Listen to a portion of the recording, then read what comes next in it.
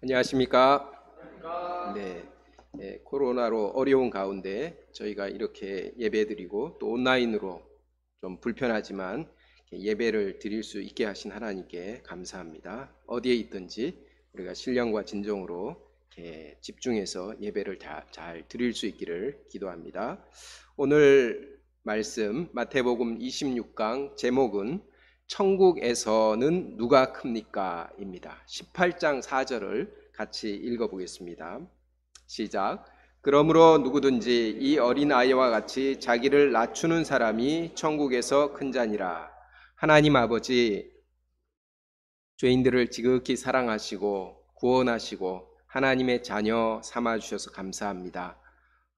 또 코로나로 어려운 이런 시기 가운데서 저희가 이렇게 참 예배 드릴 수 있도록 도와주셔서 감사합니다. 어떠한 방법이든지 저희 마음 중심으로 아버지 하나님을 예배하게 도와주시옵소서. 이 시간 말씀을 통해서 우리 각자에게 세미한 음성으로 말씀하여 주시고 이 말씀이 이번 한 주간 우리 삶의 방향이 되고 힘과 위로가 되게 하옵시기를 간절히 기도합니다. 예수님 이름으로 기도했습니다. 아멘. 코끼리는 적을 위협할 때 귀를 활짝 펴서 자기 몸집을 실제보다 더 커 보이게 합니다. 코브라도 자기를 커 보이게 하려고 몸을 바짝 세웁니다.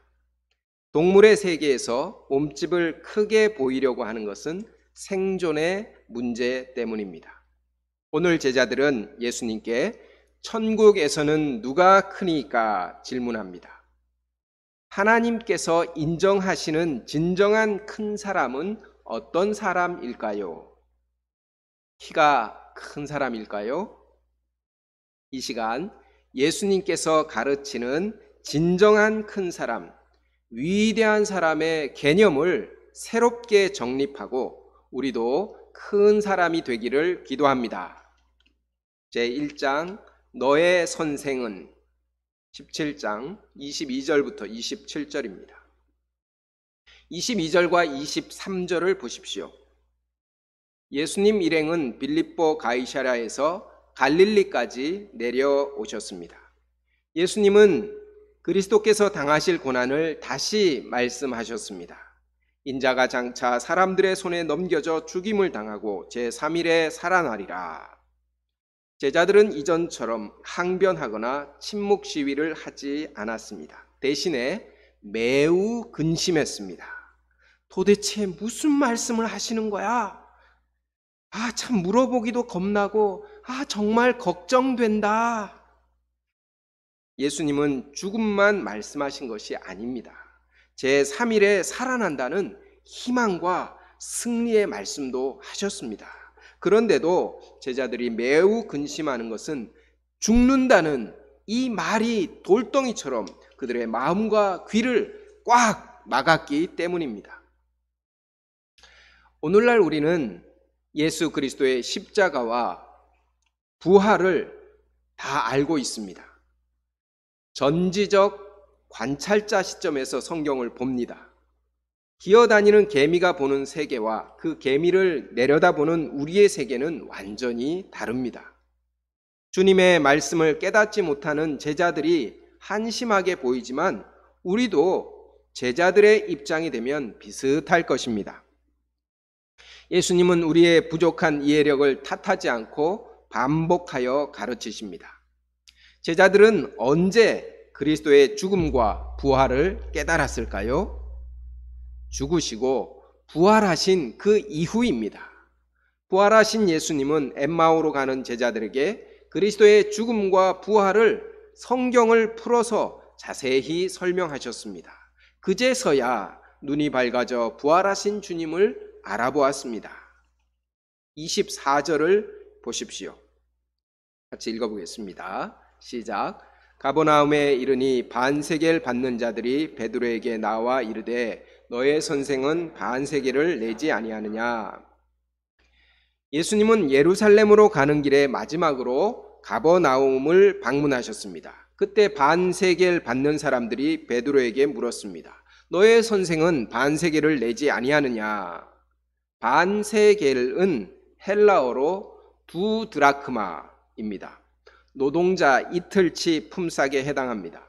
출애굽기 30장을 보면 이스라엘 백성 중 20세 이상 남자는 하나님이 이집트에서 구원해 주신 것을 기념하여서 생명의 속전으로 반세겔을 냈습니다. 이것을 회막 봉사에 사용했습니다.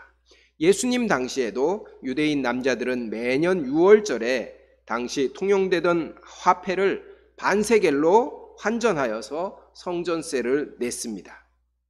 이것으로 성전을 유지하고 관리하는 데 사용했기 때문에 아주 중요한 자금원이었습니다.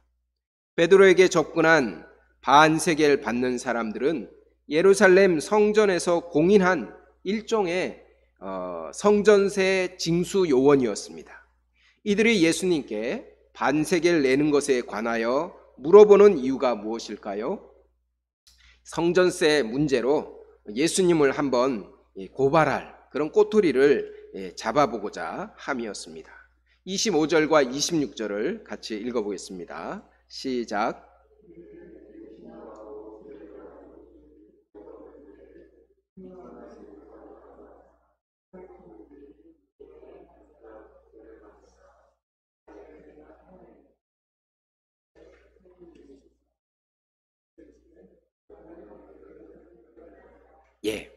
베드로는 예수님이 당연히 성전세 내신다고 대답했습니다. 하지만 예수님은 베드로를 조용히 불러서 성전세를 낼 필요가 없음을 가르쳐 주십니다. 세상 임금들은 관세나 국세를 아들들에게는 받지 않습니다. 당시 예루살렘 종교 지도자로부터 공인된 랍비들도 성전세를 내지 않았습니다. 하물며 성전의 참 주인이신 하나님의 아들은 당연히 성전세를 낼 필요가 없습니다.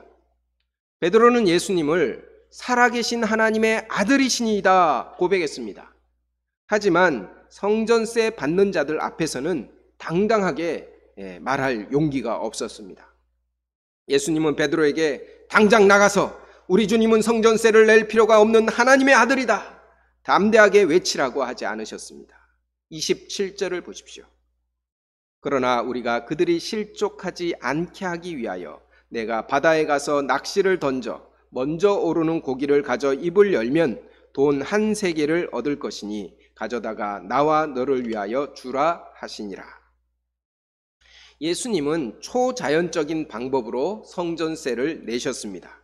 예수님은 갈릴리 바닷속에서 헤엄치고 있는 모든 물고기의 움직임을 레이더처럼 다 파악하고 계셨습니다. 그 물고기들이 어디서 무엇을 먹고 지금 뱃속에 무엇이 들어있는지까지 다 아셨습니다.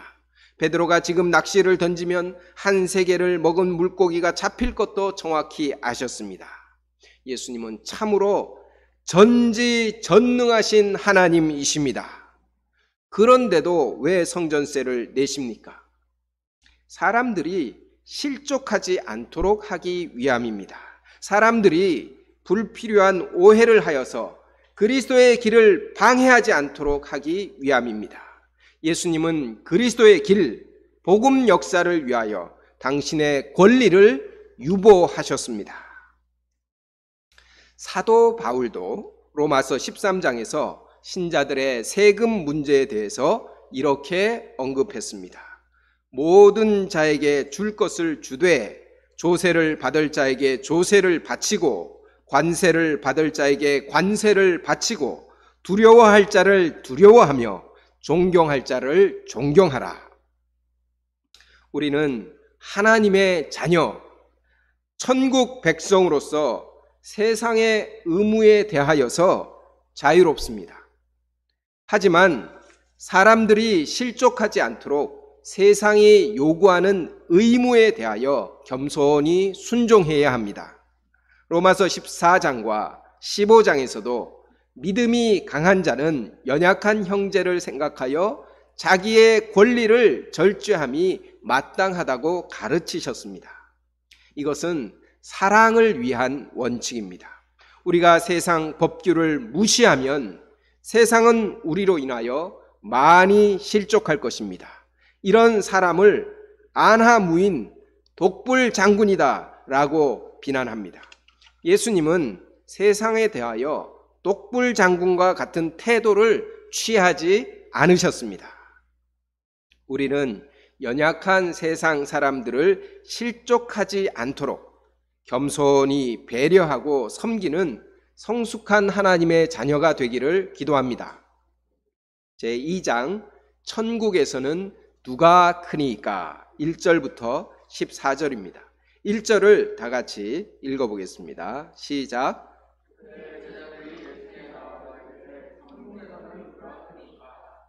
그때는 어느 때이고 제자들은 왜 이런 질문을 할까요?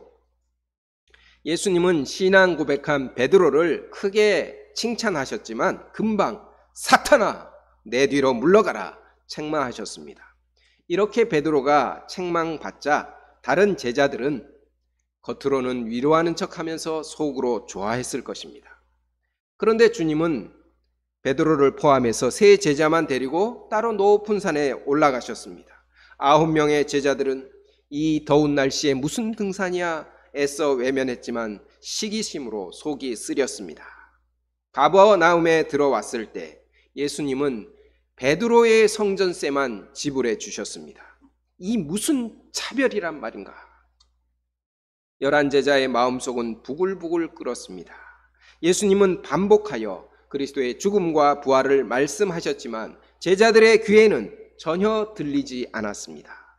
사도행전 1장을 보면 부활하신 예수님께 제자들이 딱 한 가지 질문을 합니다.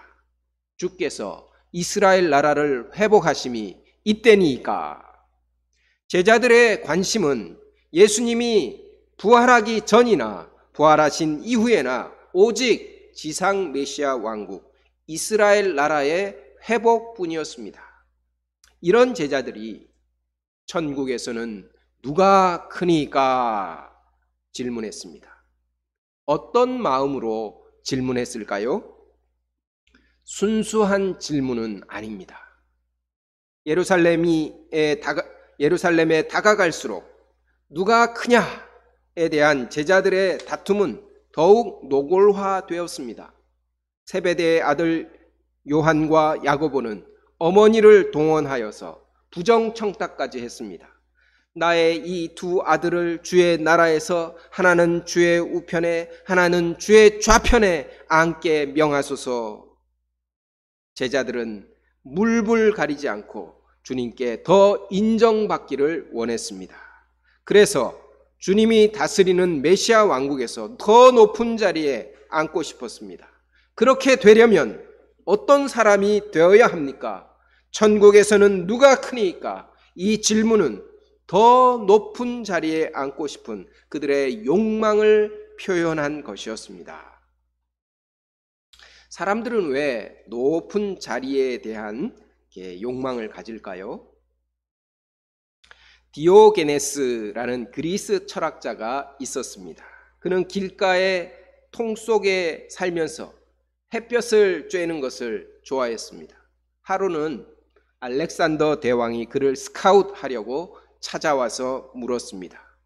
당신에게 무엇인가 해주고 싶은데 무엇을 원하느냐?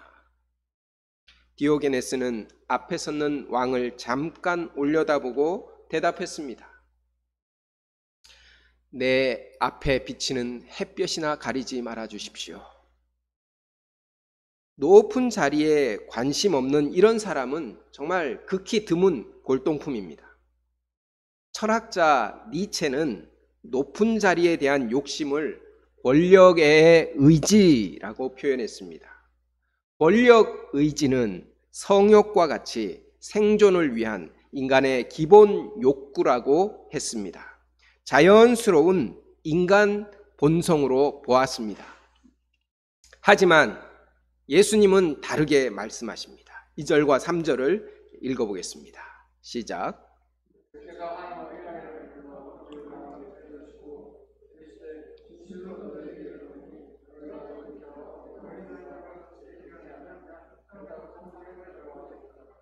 예.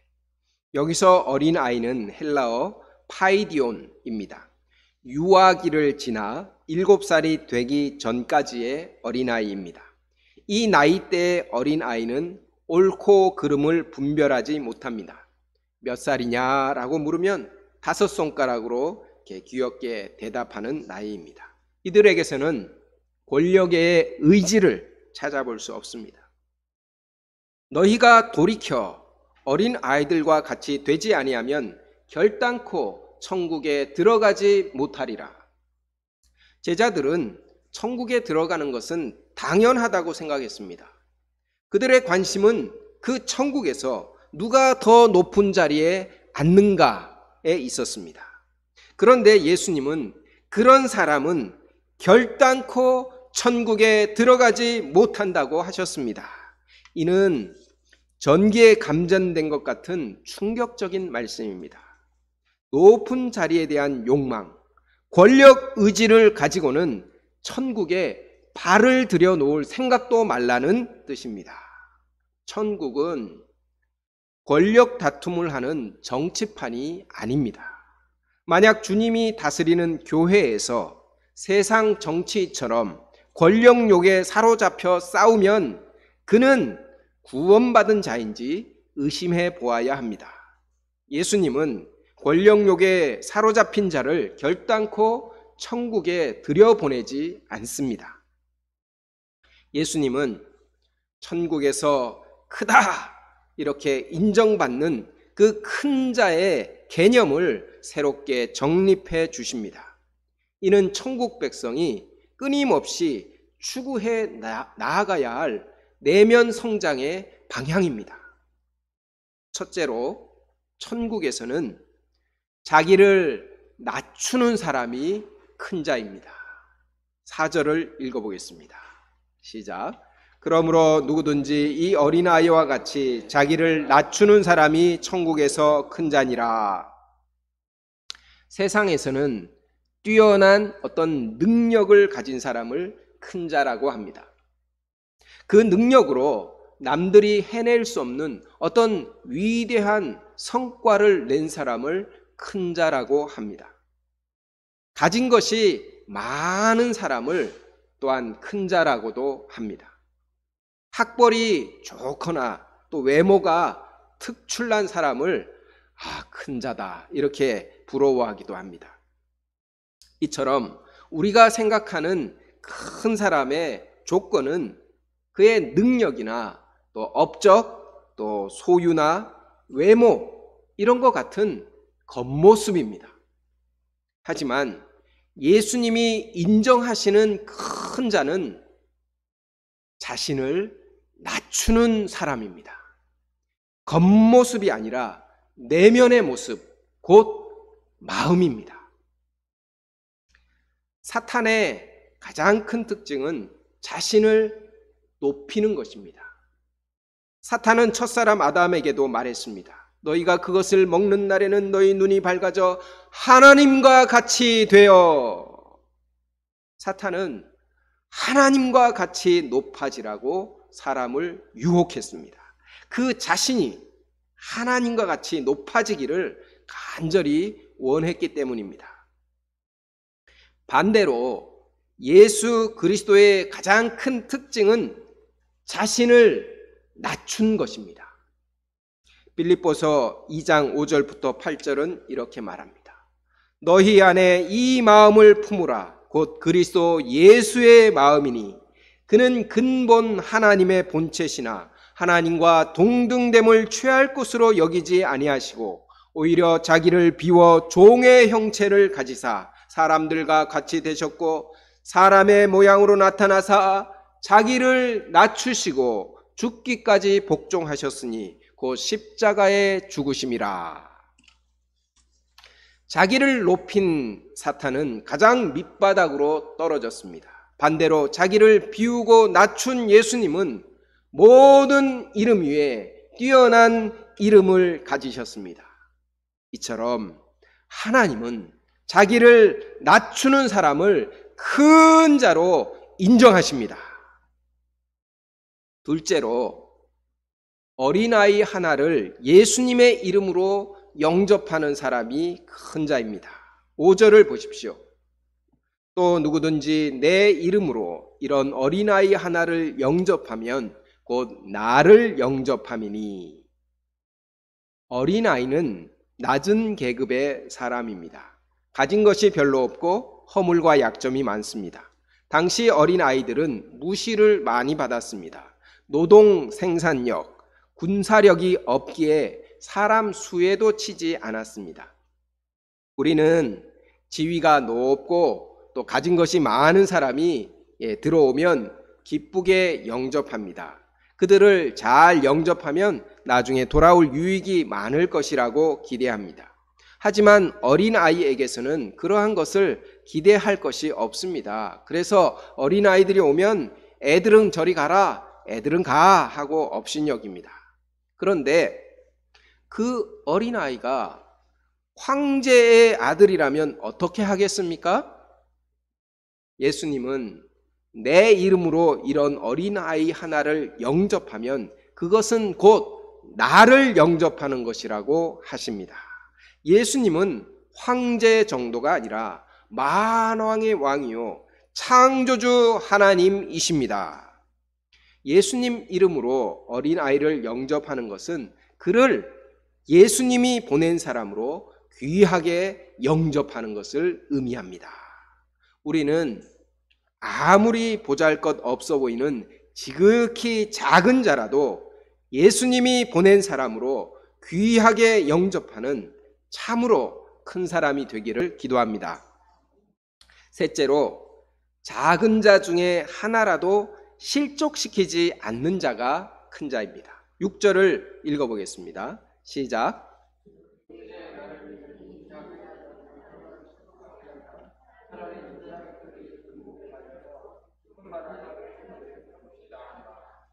예수님은 믿는 자를 실족시키는 죄가 얼마나 큰 죄인지 가르쳐 주십니다. 그것은 연자 맷돌을 이렇게 목에 메고 또 바다에 던지는 그런 형벌에 해당하는 큰 죄입니다. 그러므로 우리는 형제를 실족시키지 않도록 정말 손과 발을 찍어내버리고 눈을 뽑아버리겠다는 그런 철저한 각오로 죄와 싸워야 합니다. 하나님은 작은 자 하나의 하루 일과를 그의 천사를 통하여 매일 보고를 받으십니다. 세상의 큰 자는 자기 힘만 믿고 함부로 행동해서 연약한 사람들을 실족시킵니다. 갑질을 해서 상처를 줍니다. 하지만 우리는 지극히 작은 자 앞에서도 우리의 말과 행동을 조심할 수 있기를 기도합니다. 마지막으로 작은 자 중에 하나라도 소중히 여기는 자가 큰 자입니다. 14절을 읽어보겠습니다. 시작.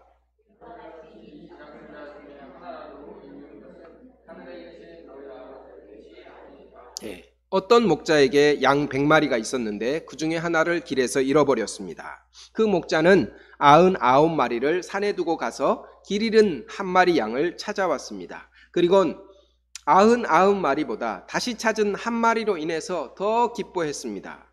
그가 왜 99마리보다 다시 찾은 한 마리를 더 기뻐할까요? 이 목자에게는 양들 한 마리 한 마리가 단지 숫자가 아닙니다. 한 마리를 잃어버린 것은 100분의 1을 잃어버린 것이 아닙니다. 하나밖에 없는 그 하나를 잃어버린 것입니다. 이처럼 하늘에 계신 우리 아버지도 지극히 작은 자 하나라도 결코 잃어버리길 원치 않으십니다. 우리 한 사람 한 사람은 하나님에게 온 천하보다 귀한 단 하나의 존재입니다. 한 사람을 향한 하나님 아버지의 마음과 뜻을 품고 우리도 지극히 작은 자 하나라도 소중히 여기는 자가 되기를 기도합니다. 천국에서는 어린 아이와 같이 자기를 낮추는 사람, 작은 자 중에 하나라도 귀하게 여기는 사람이 큰 사람입니다. 자신을 낮추고 다른 사람을 높이는 사람입니다. 우리가 어떻게 이러한 큰 사람이 될 수 있을까요? 우리는 반대로 하지 않습니까? 자신은 높이고 다른 사람은 어찌하든지 깎아내려서 상대적으로 자기가 높아지려고 합니다. 참 큰 사람이 되는 것은 쉬운 일이 아닙니다. 그런데 우리가 빙산의 일각이라는 말에 우리가 이렇게 주의를 기울여야 하겠습니다. 빙산의 일각이라는 말은 어떤 일의 대부분은 숨겨져 있고 또 이렇게 겉으로 드러나는 것은 아주 극히 일부분에 지나지 않는다는 그런 말입니다. 우리는 자신의 죄에 대하여서 남들이 보는 것은 빙산의 일각이다, 이렇게 여겨야 합니다. 하나님은 이 빙산의 일각 밑에 감추어진 어마어마한 우리의 죄의 실체를 다 알고 계십니다. 우리는 하나님의 시각으로 죄인된 자신의 실체를 깊이 인정하며 자기를 낮추는 자가 되기를 기도합니다. 반대로 우리가 다른 사람의 가치를 평가하는 것 또한 빙산의 일각입니다. 어떤 사람을 보고 우리가 별 볼 일 없는 사람이라고 평가절하할 수 있습니다. 하지만 하나님은 우리가 볼 수 없는 그의 숨겨진 어마어마한 존재의 가치를 다 보고 계십니다. 우리가 보기에 아무리 작아도 하나님께는 잃어버려도 괜찮은 사람은 단 한 사람도 없습니다. 우리는 하나님의 마음으로 사람의 존재 자체를 소중히 여길 수 있기를 기도합니다. 큰 바위 얼굴이라는 소설이 있습니다. 어니스트라는 소녀는 큰 바위 얼굴이 나타나기를 기대하며 날마다 큰 바위 얼굴을 쳐다보며 유년 시절을 보냅니다. 큰 바위 얼굴을 닮았다는 큰 부자, 또 전쟁터에서 용맹을 떨친 장군, 대통령을 꿈꾸는 정치인도, 또 아름다운 시를 쓰는 시인도 큰 바위 얼굴과 비슷할 뿐 아니었습니다. 그런데 어느 날 전도자로서 성경을 사랑하고 또 그 가르침대로 살아온 이 평범한 어니스트를 이렇게 보고 사람들이 큰 바위 얼굴을 닮았다고 외쳤습니다. 하지만 어니스트는 큰 바위 얼굴을 닮은 더 현명하고 착한 사람이 나타날 것이라며 자신은 아니라고 이렇게 낮추었습니다. 동물의 세계에서는 자신을 최대한 커 보이게 하여 생존을 유지합니다. 하지만 천국에서는 자신을 낮추는 자가 큰 자입니다. 우리는 날마다 예수 그리스도를 바라보며 자신을 비우고 낮추고 하나님의 뜻에 순종하는 진정으로 큰 자가 되기를 기도합니다. 기도하겠습니다. 하나님 아버지, 천국에서 어떤 자가 큰 자인지 가르쳐 주셔서 감사합니다. 천국에서는 자기를 낮추는 사람이 큰 자입니다.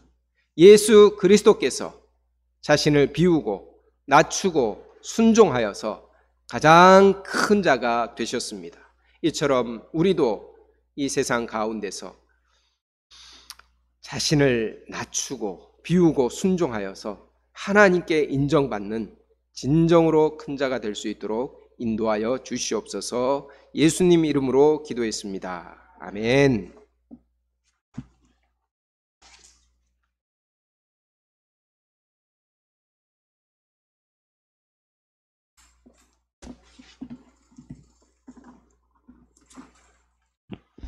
다 함께 찬송가 455장을 1절만 부르시겠습니다.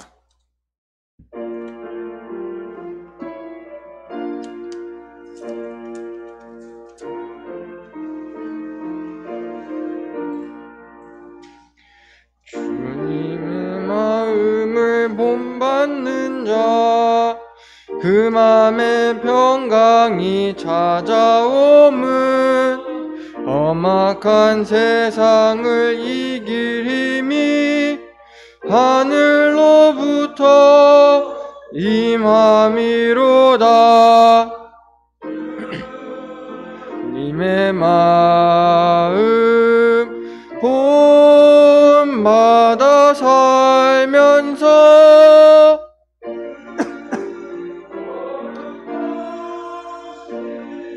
나도 이루리. 응옥자매님이 심포지엄 발표가 있겠습니다.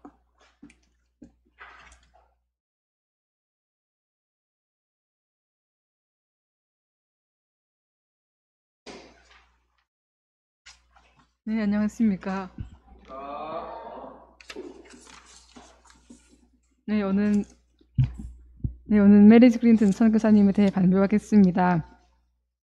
메리지 클린턴 선교사님은 1832년 12월 9일 미국 매사추세츠주에서 한 목사관에서 출생하고 목회자 집안에서 자라며 신앙 교육을 받았습니다. 그는 20세 나이에 제조업자 윌리엄 스클린턴과 결혼했고 이듬해 5월 29일 외아들은 낳았습니다. 메리는 나이 40세에 남편과 사별했고 이후 뉴헤븐에 거주하면서 예인 대학을 다니는 아들은 전부는 한편 지역교회 여성 해외 선교회 활동에도 적극 참여했습니다. 그는 후원과 기도로 외국 감리회 여성들의 국내외 선교를 지원했는데 그런 그가 직접 선교사가 되어 한국에 나오게 된 것입니다. 메리지 클린턴은 52세인 1885년 2월 3일 의사인 아들 부부가 소녀와 함께 한국으로 출발했습니다. 보통의 어머니라면 홀로 어렵게 키운 아들이 명문대를 나와 의사가 되었으니 마녀는 평안하게 지낼 수 있지만 메리지 클린턴은 오히려 아들은 선택하여 함께 선교사로 나갔습니다.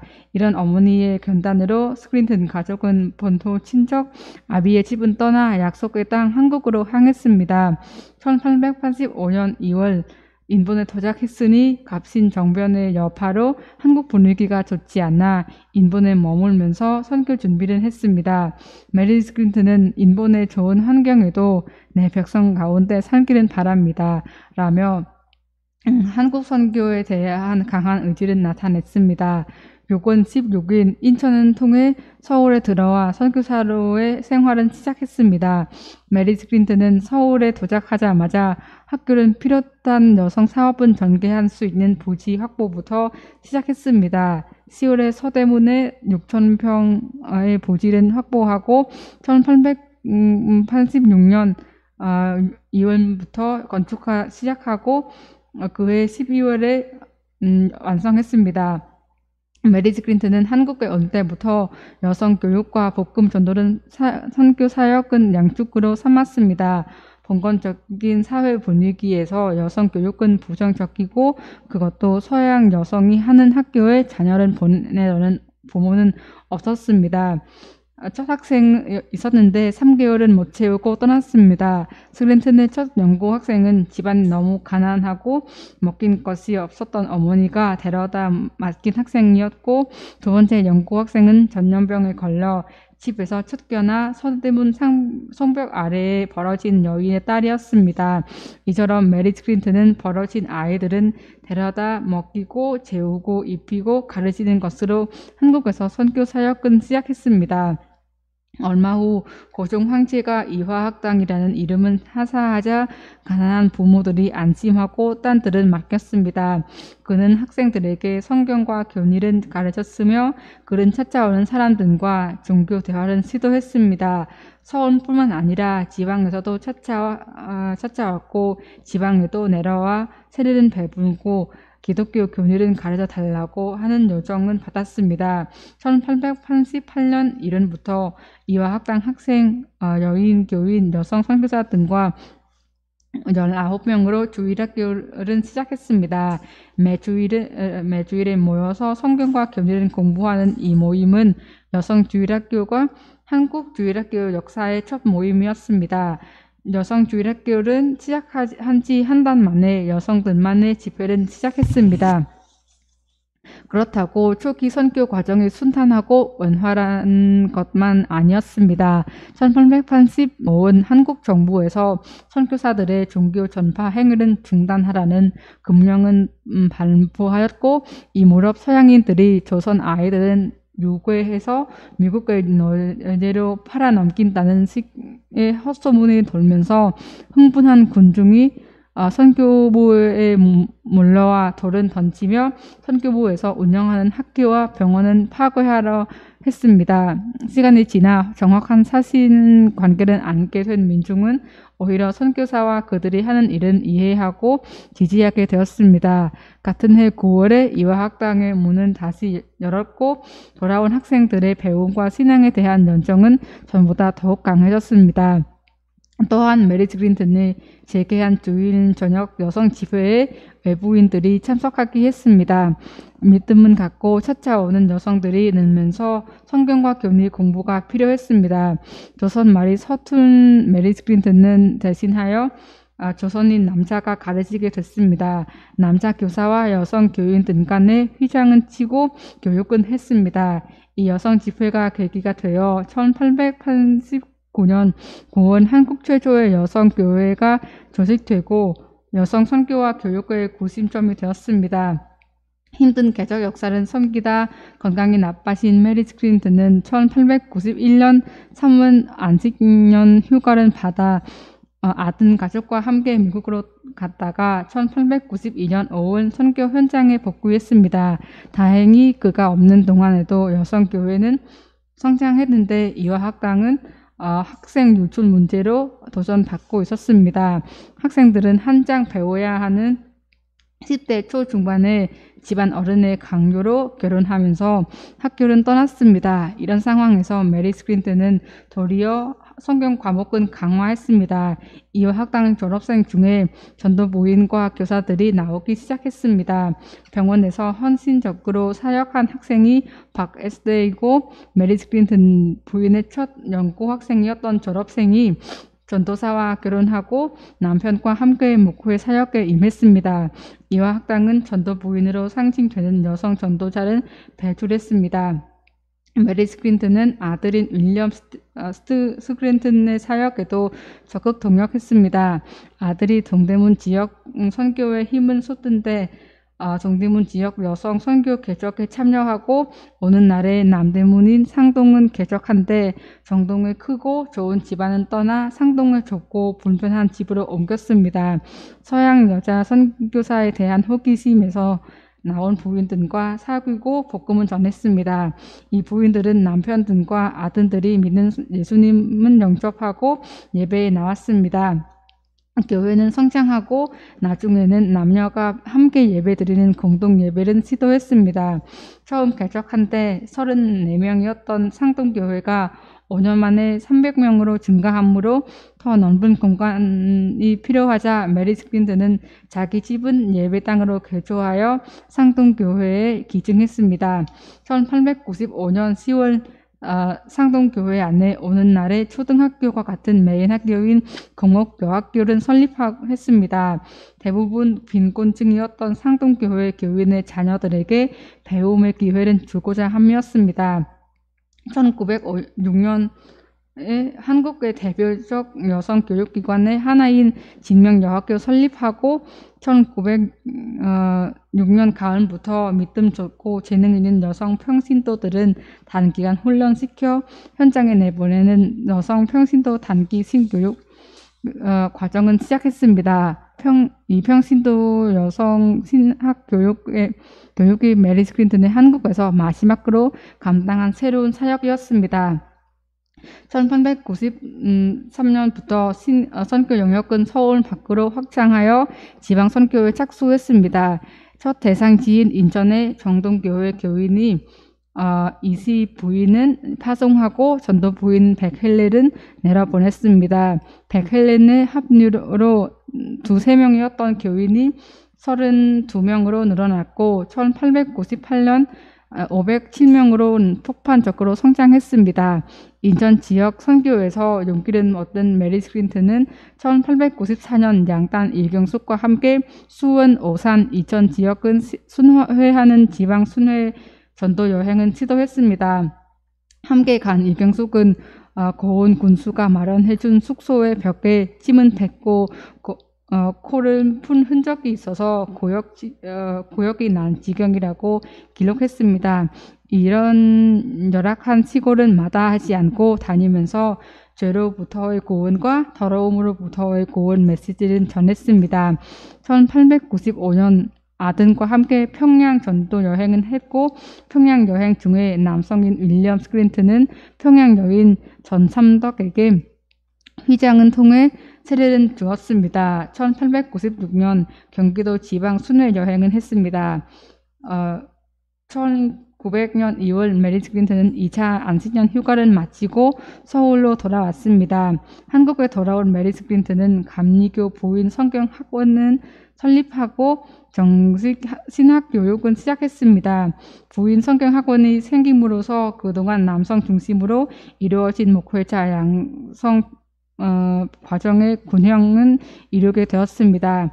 안식년 휴가를 떠나면서 새 예배당 건축 기금에 대한 약속은 했었는데 메리스 클린턴은 그 약속은 지키고 그가 가져온 사전 달러로 공사를 시작하여 1년 뒤에 새 예배당 봉헌 예배를 드렸습니다. 그런데 새 예배당은 건축하는 과정에 건강이 더 나빠져서 봉헌 예배를 마치고 1901년 7월 말에 미국으로 들어갔습니다. 메리스 클린턴은 3년간의 치료를 마치고 1904년 9월 아들과 며느리와 함께 다시 한국으로 돌아왔습니다. 그녀는 70세 넘는 나이였으나 수요일 저녁마다 여성 교인들은 모아놓고 성경 공부를 했습니다. 1905년 10월 15일부터 32일간 경기 남부 지역의 16마을에서 기도와 찬송과 전도 집회를 92회 개최했고 2주간 차리 사경회를 인도하는 순회 선교 여행은 했습니다.